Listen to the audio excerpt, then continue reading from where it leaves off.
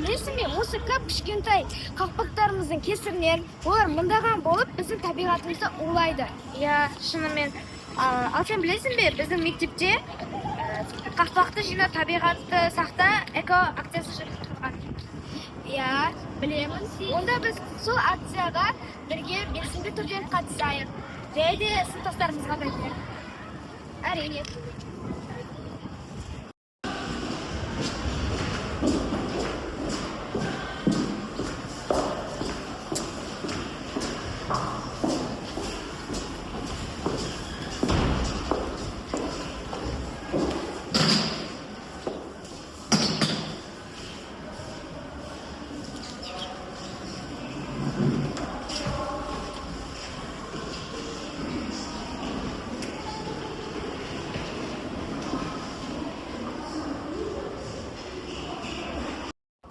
Қақпақты жина, табиғатты сақта эко акциясы.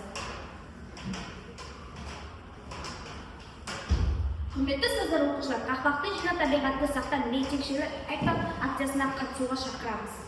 Қақпақты жинау арқылы табиғатты қорғауға атсалысыңыздар. Ескерту, қақпақты таза күйінде салыңыздар. Қабылдау орны С блок дәлізі.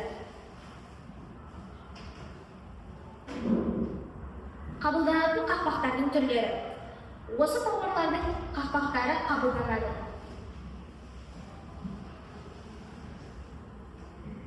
Эко акцияның мақсаты: біріншіден, қоршаған ортаны қорғау, екіншіден, қайырымдылыққа қаражат жинау, үшіншіден, қайта өңдеудің маңыздылығын түсіну, төртіншіден, экоәдеп қалыптастыру.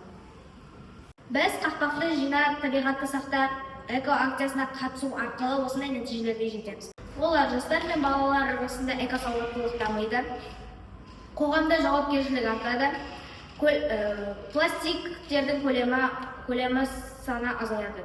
Табиғатты қорғауға асығыңыздар.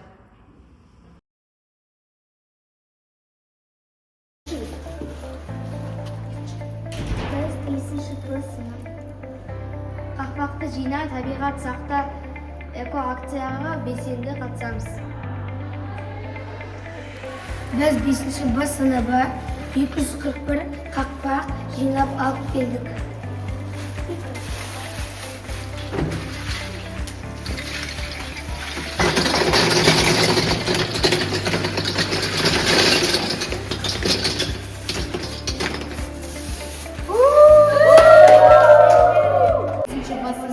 Қақпақты жина, табиғатты сақта эко акциясына белсенді түрде қатысып жатырмыз.